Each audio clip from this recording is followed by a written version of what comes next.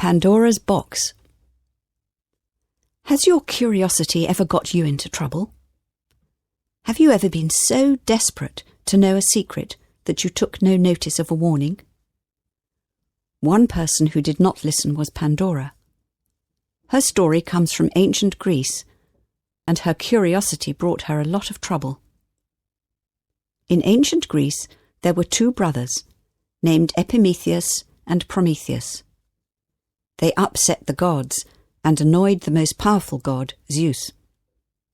This was not the first time humans had upset Zeus, and as punishment, he had taken from humans the ability to make fire.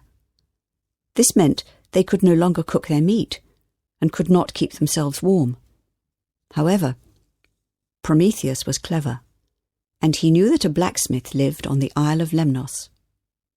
Prometheus stole fire from the blacksmith. Zeus was furious and decided that humans had to be punished once and for all for their lack of respect. Zeus came up with a cunning plan to punish the two brothers. He created a woman from clay. The goddess Athena then breathed life into the clay. Aphrodite made her very beautiful, and Hermes taught her how to be charming. Zeus called her Pandora and sent her as a gift to Epimetheus. His brother Prometheus had warned him not to accept any gifts from the gods, but Epimetheus thought Pandora was so beautiful that she could never cause any harm.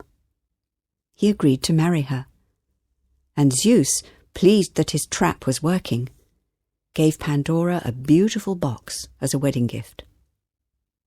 There was one very, very important condition: that she must never open the box.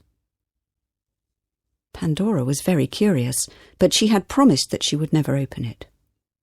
All she could think about was what could be in the box. She could not understand why someone would send her a box if she could not see what was in it. It seemed to make no sense at all to her, and she could think of nothing else but of opening the box and unlocking its secrets. This was just what Zeus had planned.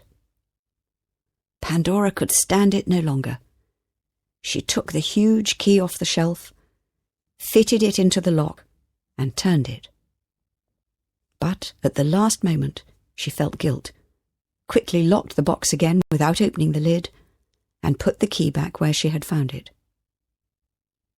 3 more times she did this.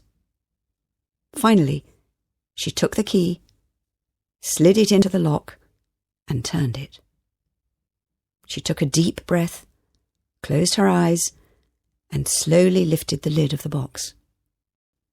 She opened her eyes and looked into the box, expecting to see fine silks, gold bracelets, and beautiful dresses or piles of gold coins. But there was no gold or treasure. There were no shining bracelets, and not one beautiful dress. The look of excitement on her face quickly turned to one of disappointment, and then horror. For Zeus had packed the box full of all the terrible evils he could think of. Out of the box came disease, poverty, misery, death, and sadness, all shaped like tiny moths. The creatures stung Pandora over and over again, and she slammed the lid shut. Epimetheus ran into the room to see why she was crying in pain. Pandora could still hear a voice calling to her from the box, pleading with her to be let out.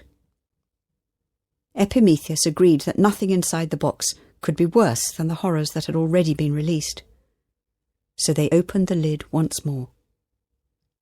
All that remained in the box was hope. It came out of the box like a beautiful dragonfly, touching and healing Pandora's wounds.